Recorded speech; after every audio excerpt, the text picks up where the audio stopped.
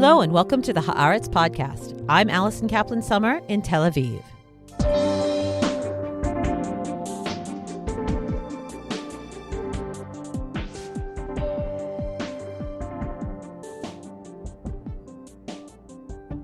It has been viewed as an earthquake in the political landscape of the United Kingdom.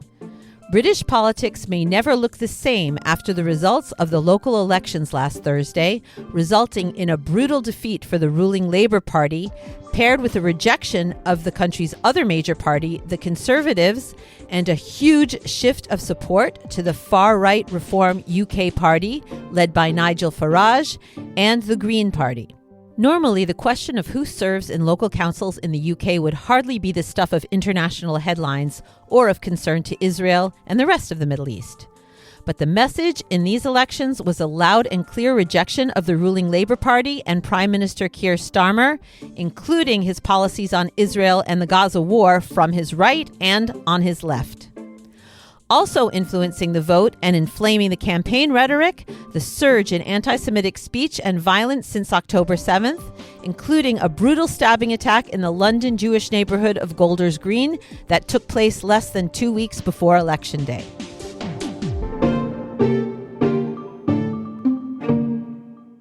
Joining me on the podcast today to explain and analyze what just happened in Great Britain and what it means for the British Jewish community and for Israel potentially are two Haaretz writers who have been following the developments closely. Correspondent Hagar Shezaf joins us from the ground in London. Hello, Hagar. Hi, hello. And here in the studio for her premiere podcast appearance as senior analyst is Esther Solomon. Welcome, Esther. Thank you. So for listeners who, like myself, are so overwhelmed keeping up what is going on politically in Israel, in the U.S. these days, that we have little opportunity or mental bandwidth to pay attention to the U.K., we're talking about very local elections for council seats, about a quarter of all of the councillor positions in England, Scotland, Wales, and Northern Ireland. Esther, why, despite this, were these elections and their results viewed with such importance? Were they kind of a referendum on Starmer's government more than they reflected the local concerns? Should we be viewing them like we do the United States upcoming midterms as a bellwether for where the voters are and what they're thinking? Yes, you're quite right that historically, local elections in the UK really were about and fought about local issues.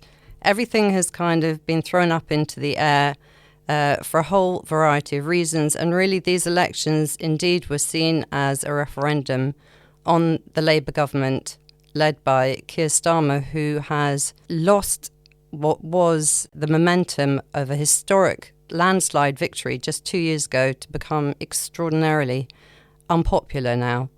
And so that was indeed one of the main themes. And the other was that because of the surge of populist parties on the left and the right, they were really not mostly campaigning about local elections, local issues. They were really talking about the party platforms, the national and international party platforms of the parties they represent. So we can make a rough comparison to the U.S. in that midterms and other elections, Republican voters tend to be voting on pro or anti-Trump, and Democrats expressing their sentiments about national politics as much as they're talking about local concerns. Well, that's certainly what the parties themselves were kind of giving the message about. There is still, it would be a mistake to entirely understand local elections as a predictor of how national elections would work out. The next national elections are due in 2029, so there's still some time to go. So given that, one can ask, what does this have to do with us in Israel? Again, local elections are supposed to be about local issues, or one would imagine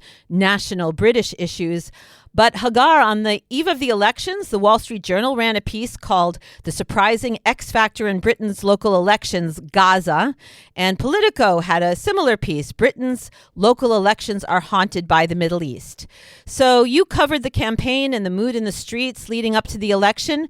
Was Gaza and Israel a factor? And if so, how did it affect voting? From what we saw, did it draw votes from Labour to the far-left Green Party, which had a much tougher stance on Israel, even though notably the Green Party leader, Zach Polanski, is Jewish? Right. So I think there are like two things. I think as far as the Green Party and their voters go, especially, around the big urban areas, Gaza is an issue. You have the more progressive, maybe student, like young voters, and then you have the Muslim community, some of which, Gaza is like a very important topic for them. And I actually saw that, on the doorstep as well, because I went along with Green Party canvassing effort in Hackney. They won, and the new mayor of Hackney is from the Green Party, Zoe Garbett.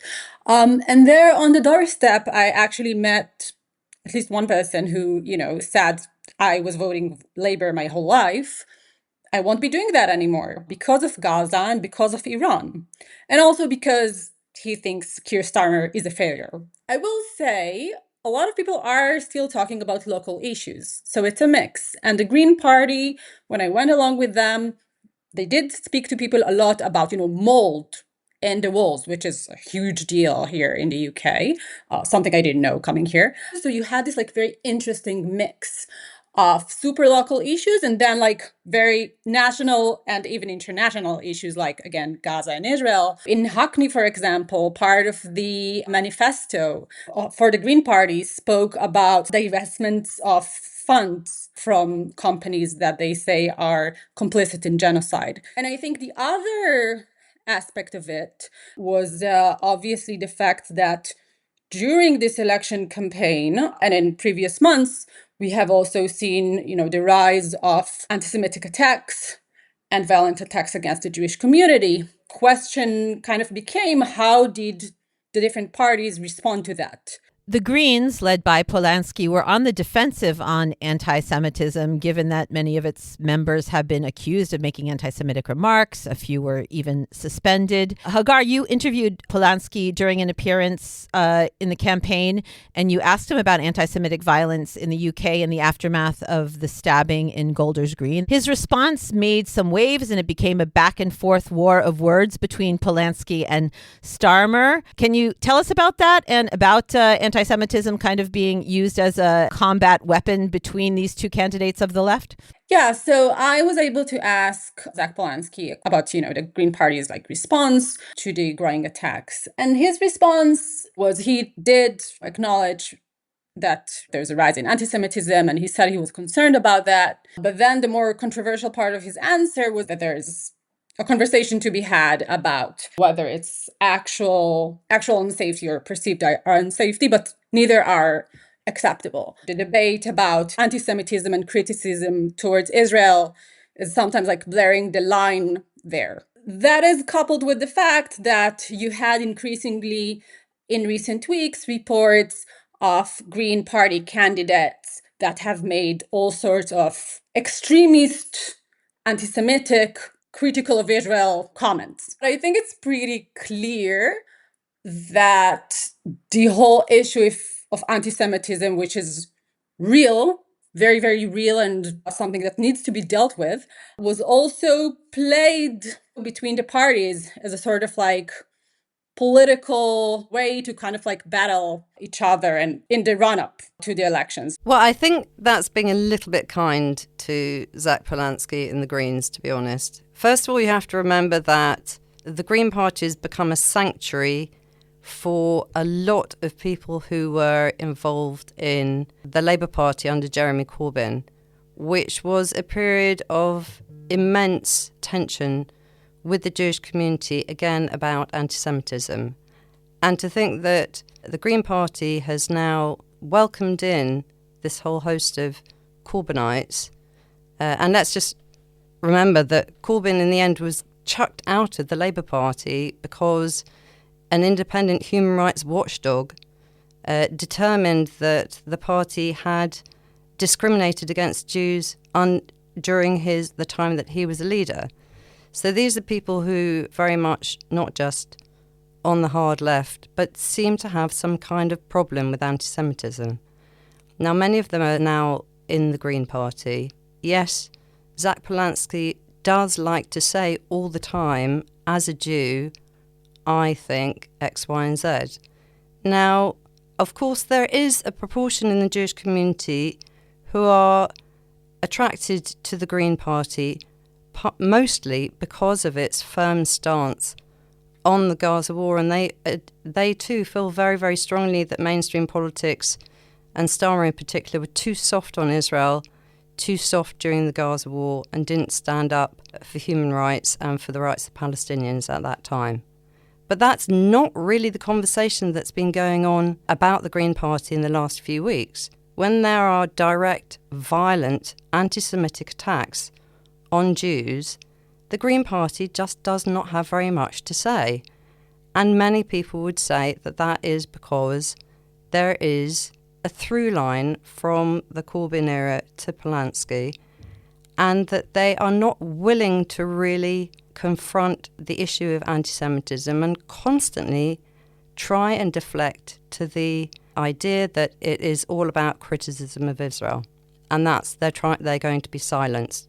But this is not what the discussion is about now. The discussion is about literally the lives and well-being of Jews in Britain.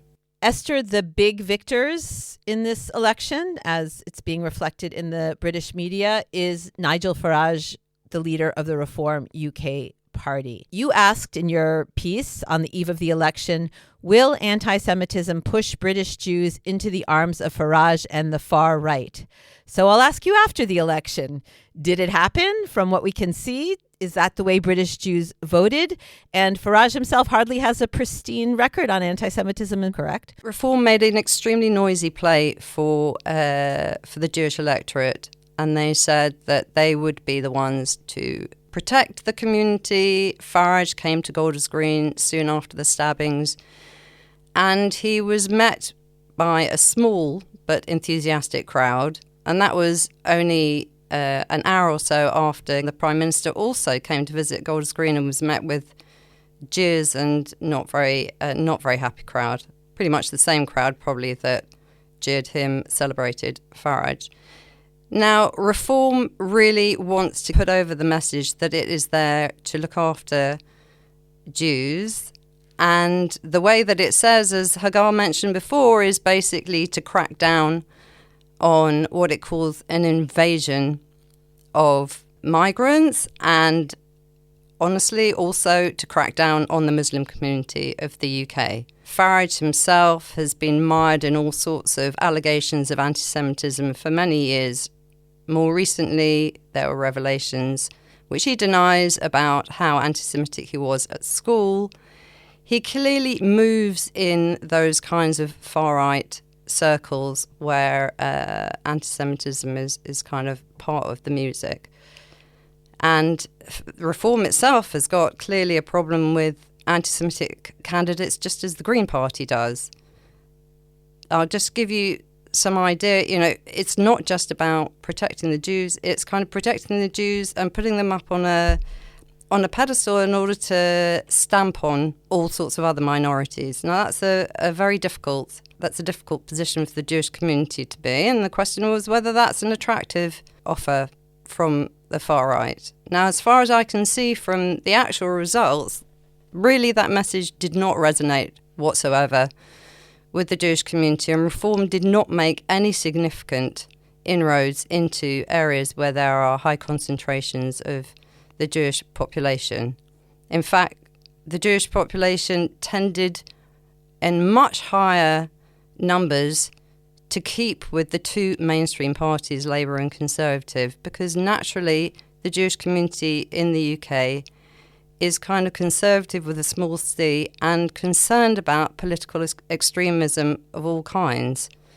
So, the expectations perhaps Farage had were high, but he uses it anyway as a rhetorical device, whether or not he actually wins those votes from the Jewish community. So from what you could see, the Jews kind of bucked the trend of abandoning the two mainstream parties for the far left and far right populist parties? As far as we can understand, there are no exit polls based on religion, so we can only go by kind of the geographical areas where there are the biggest Jewish communities, but that is indeed what seems to have happened.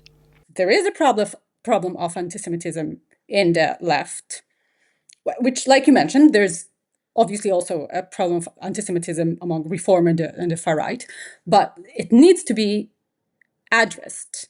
And so I think there is a question in here of whether this moment can be taken, and of course not denying the fact that there is deflection of allegations of anti-Semitism, but whether this moment can be taken as a way to combat anti-Semitism in the left. Well, I think that it's very difficult for especially the establishment Jewish community to put a hand out to Polanski and the Greens, because they feel that his entire politics delegitimizes the identity of, 60 to 70% of British Jews who do have feelings of some kind, whether particularly strong or very identified with Israel and with Zionism. And, the word Zionism is a completely toxic and illegitimate term on the far left. So, that the contention has always been about anti-Semitism on the hard left is that it expects Jews to silence part of their identity in order to be accepted as interlocutors on the left. And that is just simply not acceptable. I would say that in terms of Jewish-Muslim relations, there were many, many more forums for Jewish-Muslim dialogue, and some of which were pretty successful, but much of that kind of came to a crashing halt on October the 7th, 2023, and has barely recovered since then. There are still, though, forums where Jews and Muslims, whether on a local or national level, do talk.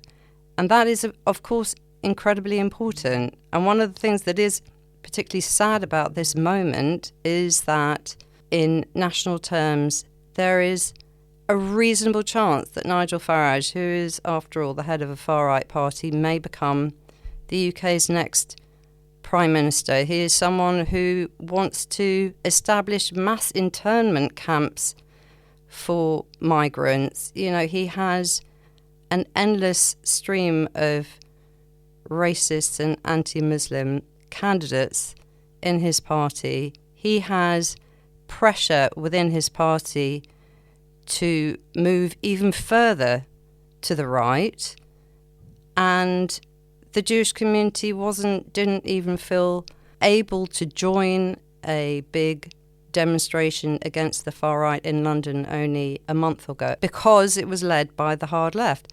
And that's a pretty tragic situation, because clearly also against the far right the Jewish community should have something to say.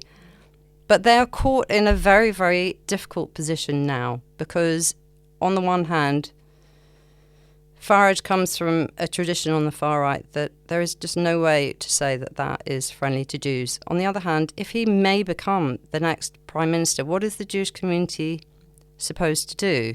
Would they say, we are not going to have anything to do with the government of the day? That just doesn't suit either the character of the Jewish community, and nor would it actually help protect Jews in Britain either. It's a situation where someone has to sell something out to someone, and it's not that simple. There's a preview of the difficulties and dilemmas regarding Farage on display in Hagar's latest report from London, where over 2,000 British Jews and Israelis in the UK signed this petition against inviting Farage to speak at a rally against anti-Semitism, right? Right, exactly. Yeah, that exactly that. Just this morning, I saw a clip of the deputy leader of the Reform Party, or one of its senior officials, interviewed on national TV, and he was asked about a candidate for reform that has just been elected into office, who suggested that Nigerians be melted down to fill in the potholes in the roads in the local area that he had seen. This is absolutely kind of repulsive language. And how did he reply? He replied, whatever, Lara Looney, we'll have a look at it. But really, you have to understand that we're standing with the Jewish community. So now the Jewish community and the fight against anti-Semitism, as Hagar said at the beginning, is literally a political football for anyone to kick any way that they want. And a justification of Islamophobia as well, like you just mentioned. I think what you mentioned, Esther, about, the debate about Zionism, I think, is voices like that of Polanski, obviously do exist within the Jewish community. I think they might be more prominent in the American Jewish community, but they exist here too. And I think that, the argument which is, I think, kind of the easiest argument for him that he keeps repeating, but I do think there's truth to it, that, do not conflate anti-Semitism with, criticism of the state of Israel. It's a fair argument. I think the problem is if that's the only argument you make and you don't go the extra mile to say, okay, but sometimes people conflate the two things also from the far left side. Anti-Zionism is a legitimate stance to have. And I don't think that the Jewish community can and should demand people to not hold that view. From the left's perspective, if the only sort of argument you have to put forward is don't conflate the two, but then you need to confront the fact that sometimes within the far left as well, the lines are blurred and people have anti-Semitic views. And you need to confront that. You can't just stop at this argument. Esther, closing out, you write so much about Europe and what's going on in Europe. I'm interested in your comparison regarding these kind of similar dynamics of feeling that the quote unquote pro-Israel voices are on a problematic, often anti-Semitic far right, which puts the local Jewish communities often at odds with Israel, the current Israeli government, who are openly supportive of those far right-wing voices. The interplay between being pro-Israel and being good for the local Jews, whether the what's happening now in the UK kind of follows the model of European countries. Well, we can take the example of France. There are some similarities. I would just say in parentheses, it is not a perfect analogy. There are significant differences between the histories of the UK and France, not least the fact that France was occupied by the Nazis during the Second World War and their Jews were deported from there. So the discussion there is a little bit different. But also in France, there was a big debate about how the Jewish community should relate to Marine Le Pen and the nationalist party there. The establishment Jewish community was absolutely firm that there cannot be any compromise and cooperation with the far right, and neither with the far right nor with the far left, who also had a major issue about anti-Semitism as well. So that was their view, was we're not touching the extremes, neither the far right nor the far left. In fact, the fight against the far right was, part of a much broader strategy amongst political parties to keep a wall up against the far right. Also, this happens in Germany and other countries as well, not to allow the normalization and legitimization of a far right party, and certainly not for them to get close to the corridors of power. Now, the Jewish community in the UK, the establishment Jewish community, seems to have taken a slightly different tack. They don't consider Farage and the Reform to be far right in that same mould.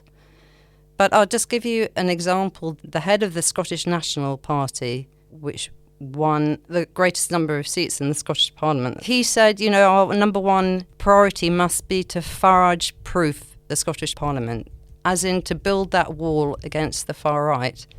The Jewish community, as I said, is taking, or the establishment Jewish community, because, as I say, there are voices that vociferously protested, and I think those voices will grow in number and in decibels as well, has decided to cooperate for now. We'll have to see whether that's been a wise choice to make quite so early in the game. Do you think this is the end of sort of the two-party domination of British politics? Is it overly dramatic to say, this election is a bellwether that it is going to be more similar to the Israeli Knesset than it is to the U.S. Congress in the upcoming national elections, given understandably that they're so far away, but is this really a direction you see Britain heading in, is being really much more divided than in the past, where the two parties dominated so heavily for so long? Well, I think there's no doubt whatsoever that the duopoly on power that basically the Labour and Conservative have had for basically a century is cracking. And there is now, some people have called it rainbow politics. That's a slightly nice way of putting it. It's a very fractured and very polarised political environment. It is indeed completely new to the UK and has a wealth of challenges for the political parties themselves and for the electorate. Hagar, Esther, this is really fascinating conversations. We will continue to follow your reports on Haaretz.com. Thank you so much for joining me on the podcast. Pleasure. Thank you for having us. Thanks.